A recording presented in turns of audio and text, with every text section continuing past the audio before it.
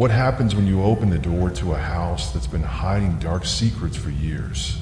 Faint whispers calling your name in the dead of night. Help us.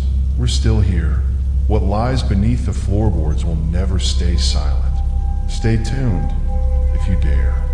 Hey everyone, welcome back to Evil Shadow. Before we start tonight's story, I'd love to know, where are you listening from? Drop a comment below, and if you're enjoying the stories, make sure to like and subscribe. Now, let's get comfy and dive into the darkness. A family of 3 moved into the creaky old house on Willow Street, thrilled to start a new chapter. The house was charming, but something about the basement unsettled them. The door was tightly sealed with a rusted lock, and the real estate agent had shrugged it off, calling it just a storage area. The parents, busy unpacking, paid little attention to their curious 8-year-old, Lily, who couldn't shake the feeling that the basement was alive. At first, she thought it was her imagination, but when the whispers started on her second night, she knew she wasn't alone. Lying in her bed, Lily heard faint voices drifting up through the floorboards. They were soft, unintelligible murmurs, as though a crowd of unseen people were talking just below her. She pressed her ear to the cold wooden planks, her heart pounding, but the words were still too faint to understand. When she told her parents the next morning, they laughed it off. "Houses this old make all kinds of noises," her dad said, ruffling her hair. But the whispers didn't stop. Lily couldn't ignore the whispers any longer. Every night, they grew louder, clearer, and more urgent. She tossed and turned in her bed, trying to block them out, but the voices crept in her mind, filling her thoughts with strange, haunting words. "Come, help us," they whispered. "Unlock it." One afternoon, while exploring the attic, Lily stumbled upon something unusual. Beneath a pile of old furniture and forgotten boxes, she found a small, rusted key. Its surface was worn, as though it had been used countless times. A shiver ran down her spine as she wondered if this key was meant for the basement. The key seemed to call to her. It was as if it knew she had been listening. Lily held it tightly in her hand, feeling its cold weight. She glanced nervously at the door to the basement, which stood as an ominous barrier, waiting for someone to unlock its secrets. Her parents were busy downstairs, and the house was eerily quiet. With her heart racing, Lily approached the basement door. She hesitated for a moment, wondering if she should tell her parents. But the whispers were too loud, too desperate to ignore. "Open it, come closer," they begged. Against every warning her parents had given her, Lily inserted the key into the lock. The rusted metal creaked and groaned in protest, but the door finally swung open. The air grew cold, thick with an unnatural chill. A dark, musty scent wafted up, as though the basement had been sealed for decades. Lily took a deep breath, stepping into the darkness. The door slammed shut behind her with a deafening thud, and the whispers ceased. As Lily stepped deeper into the basement, her breath caught in her throat. The dim light barely illuminated the vast space, but she could make out something strange on the walls.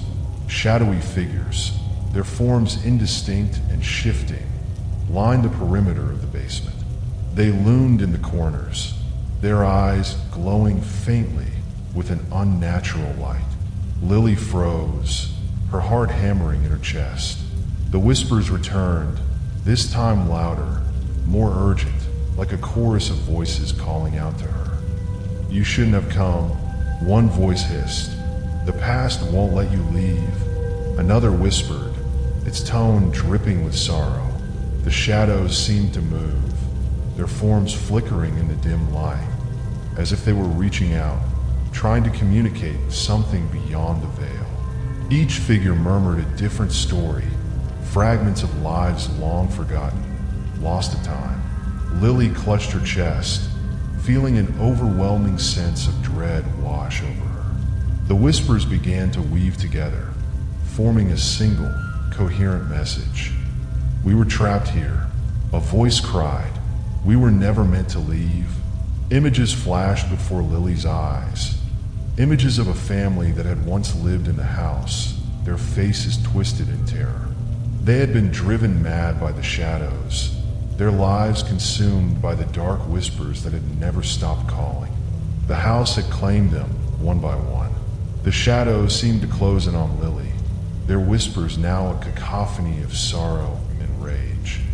"You're next," they chanted, their voices rising in unison. "You'll never escape." Lily's breath quickened, but the basement door was nowhere in sight. The whispers overwhelmed her, and she felt as if she were sinking into the very walls, her body becoming part of the darkness itself. The shadows closed in around Lily, their cold, ghostly hands reaching out to drag her deeper into the darkness. Her body trembled, but she couldn't move. The voices, once whispering, now roared in her ears, a cacophony of torment that drowned out everything else. "You belong to us now." Lily tried to scream, but no sound escaped her lips. The basement seemed to stretch endlessly, the walls closing in, suffocating her with their oppressive presence.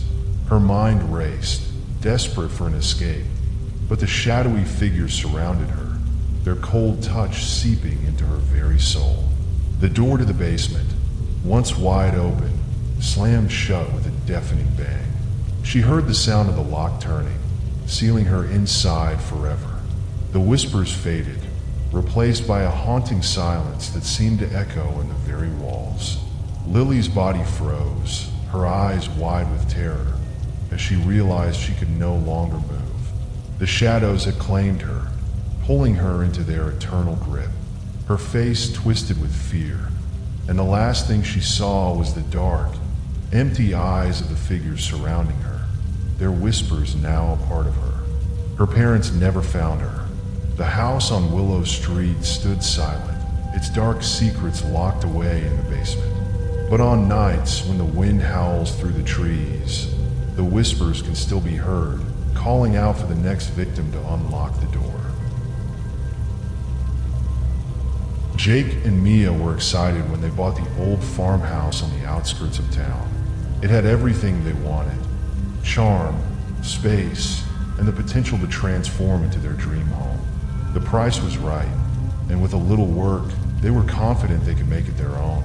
As they began the renovations, peeling wallpaper and dusty old furniture were pushed aside, revealing glimpses of what once was. It was when they started tearing down a wall in the living room that they discovered something strange: an old, forgotten doorway hidden behind the plaster.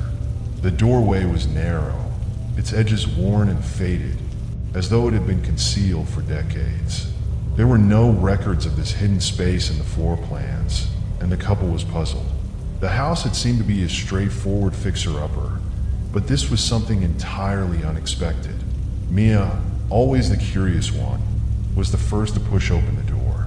As it creaked open, a cold, musty air rushed out, making her shiver. It led down a set of narrow stairs into complete darkness. "This isn't on any map," Jake said, his voice laced with unease. But Mia was already stepping forward, her curiosity pushing her to explore. The basement below was unlike anything they'd expected: old, damp, and filled with shadows that seemed to move on their own. The air smelled stale, as if it had been sealed away for generations. But the strangest part wasn't the space. It was the eerie feeling that something had been hidden here, forgotten by time. For days, the couple worked on the house, but every night they couldn't shake the strange feeling that something was wrong. The basement, though dark and forgotten, seemed to tug at their minds. Mia couldn't stop thinking about it. The air, thick with history and decay, called to her like an unspoken secret. It started with faint noises. At first, they thought it was the house settling, creaks in the floorboards, groans from the beams. But then it became something else. At night, when the house was still, Mia would hear the softest sounds rising from the basement. It wasn't the usual creaking or settling. These were different. Faint sobs, quiet cries, almost as if someone knows something was in pain. The sound would drift up, only to vanish before she could make sense of it. Mia told Jake, but he brushed it off. "Old houses play tricks on your mind," he said. "It's just your imagination." But Mia couldn't shake the feeling that someone, or something, was trying to communicate with her. One evening, as they ventured into the basement to inspect the space, Mia's eyes caught sight of something odd among the dust and debris. Old furniture, covered in sheets, sitting untouched for years.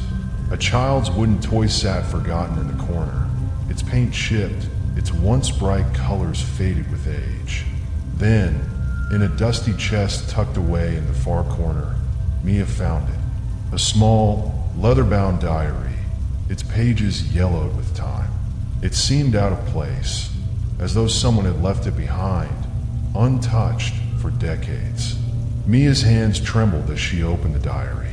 The handwriting was small and hurried, filled with the disjointed thoughts of a forgotten child who had once lived in the house. "I hear them at night. The voices, they don't want me to leave. They're so loud now, so close. I don't know where the door went. I can't see them, but they see me. They watch from behind the walls." Each page was filled with similar scribbles, frantic, desperate, and filled with fear. The child's life had been consumed by something hidden in the basement, something they could never escape. As Mia turned the pages of the diary, the reality of the words hit her with a chilling force. The scribbled messages grew darker, more unsettling. The child's words were now filled with desperation, detailing how the voices in the basement grew louder, urging them to stay, to never leave. "They won't let me go, Mia. They want me to stay with them forever. Please, someone help me." But the last entry sent a cold shiver down her spine. It was almost illegible, scrawled across the page in a wild, frantic hand. "They left me here alone. It's so cold, and the door is locked. I can't breathe. It's too dark. I think I'm going to die." Mia could hardly breathe, her heart pounding in her chest. The realization struck her like a physical blow. The child had been abandoned in the basement, left to perish in the dark, forgotten by the world. As the final words sank in, the atmosphere around them began to change. The air grew heavier, the shadows deeper. A low, soft crying echoed through the basement, as if the child's spirit was still trapped in the darkness, unable to find peace. Suddenly, the temperature dropped. Mia's breath came out in visible puffs, and Jake's voice faltered. "Mia, do you see that?" From the corner of the basement, a figure began to emerge, a translucent, childlike shape, its eyes hollow and black, its face twisted in agony.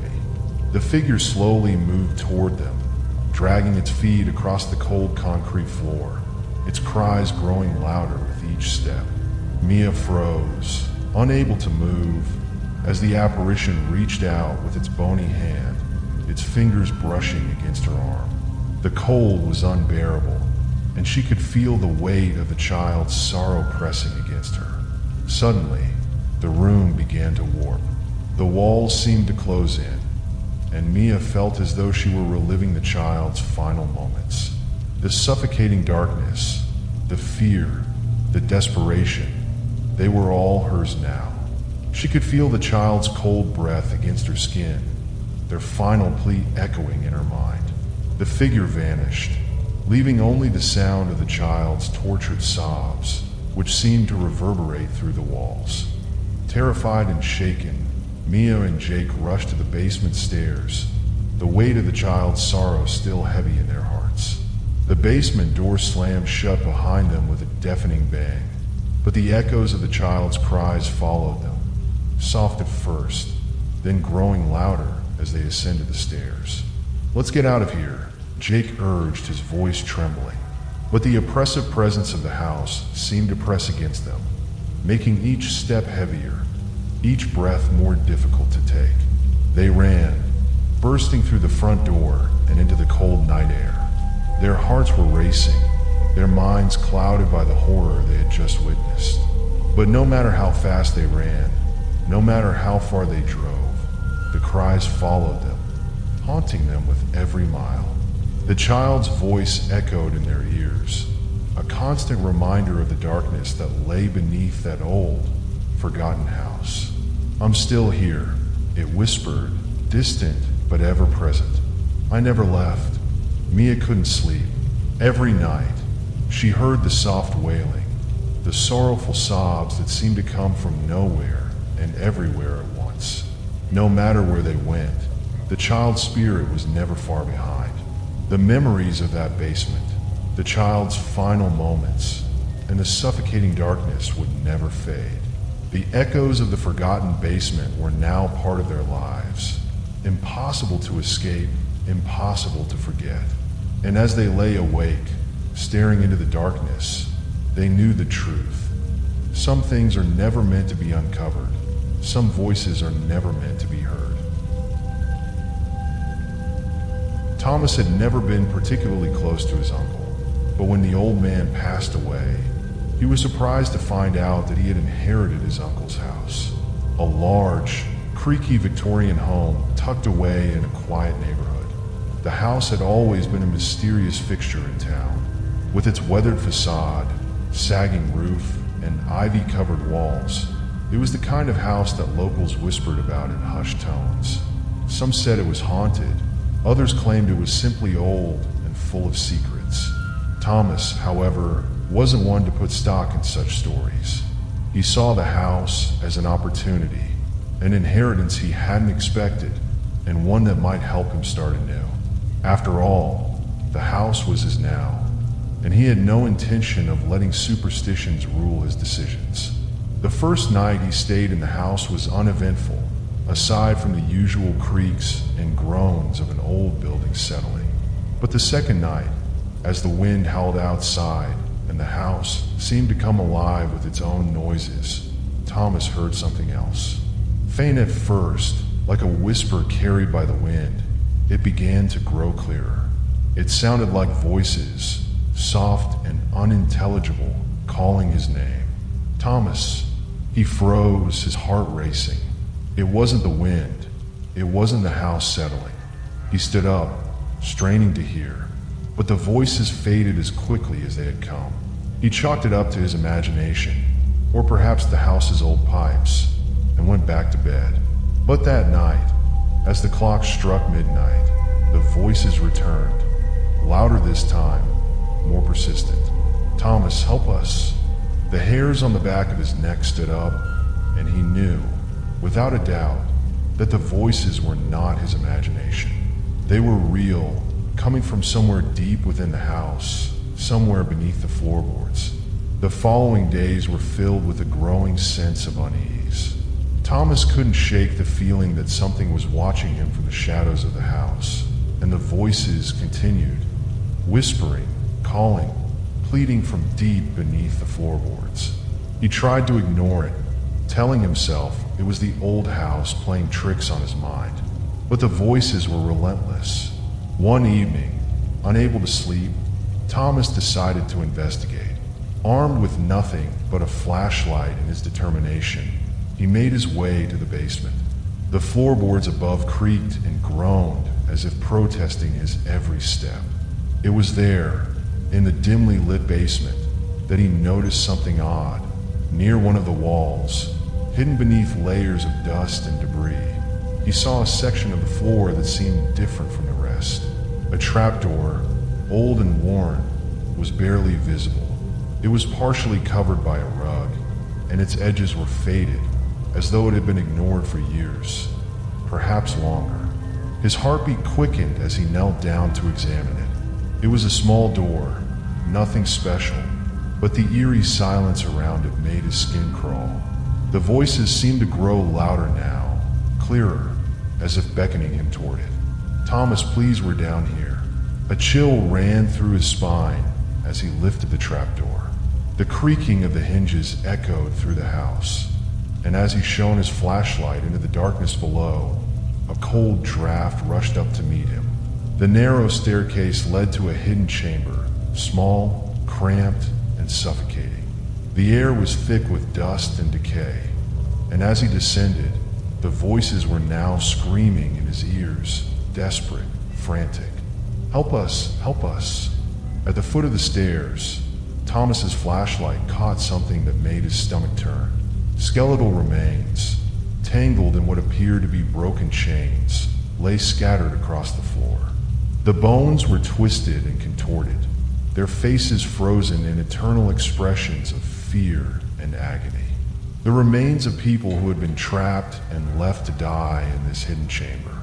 As Thomas stepped further into the room, the temperature plummeted. The floor beneath his feet seemed to groan in protest, and the voices grew louder, more frantic.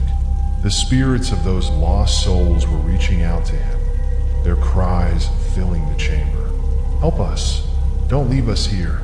Thomas's heart raced in his chest as the whispers turned into screams, the air becoming thick with the presence of the lost souls. He knew, with terrifying certainty, that whatever had happened here, whatever had trapped these poor souls, was still lingering in the house, waiting for him.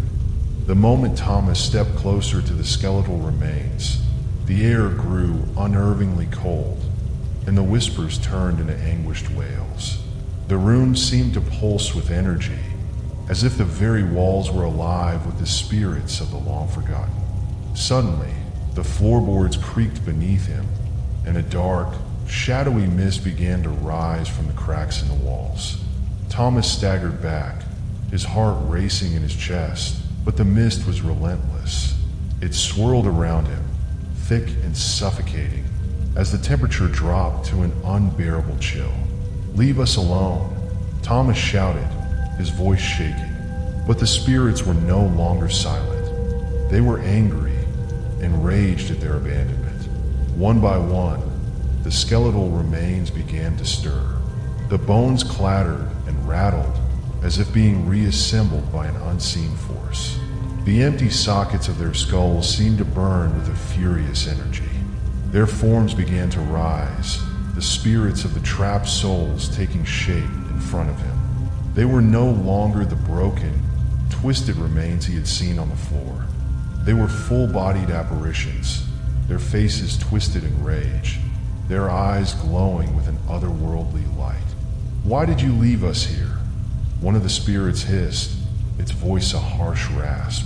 "You knew the truth. You knew what happened to us, but you did nothing." Thomas backed away, his mouth dry, unable to speak.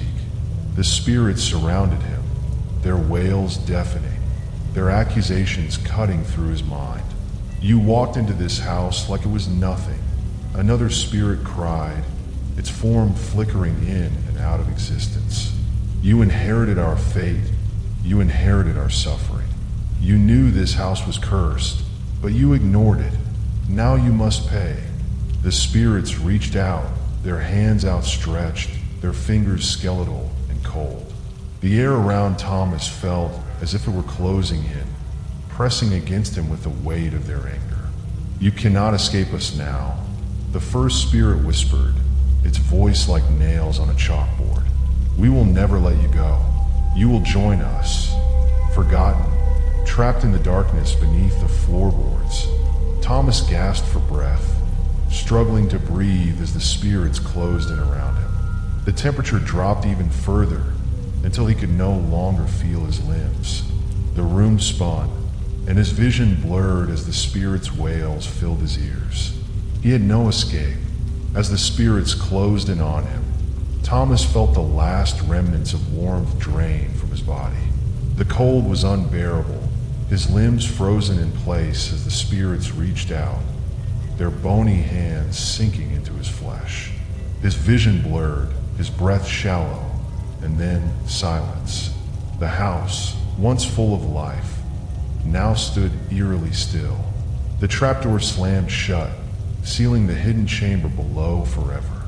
The dust settled, and the air was thick with an oppressive stillness. In the days that followed, the house remained empty. No one came near it. Neighbors who had once whispered about the place now kept their distance, for they had begun hearing strange sounds, screams, desperate cries, and faint whispers under the floorboards, just as Thomas had. At night, the house seemed to come alive with the voices of the lost souls, voices that now called out for help, not to Thomas, but to anyone who would listen. The cries echoed through the walls, reverberating across the neighborhood, a haunting reminder of the tragedy that had unfolded in the house.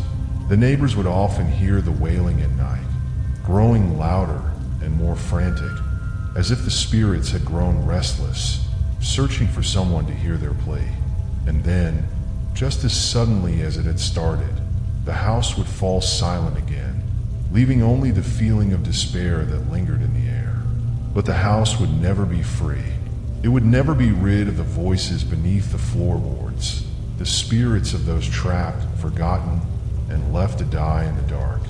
And no matter how many years passed, the house would remain haunted, its cries a permanent fixture in the quiet neighborhood. And as the moonlight bathed the abandoned house in a pale glow, the voices continued to echo, waiting for the next soul to enter, to hear their cries, and to join them in the darkness beneath the floorboards.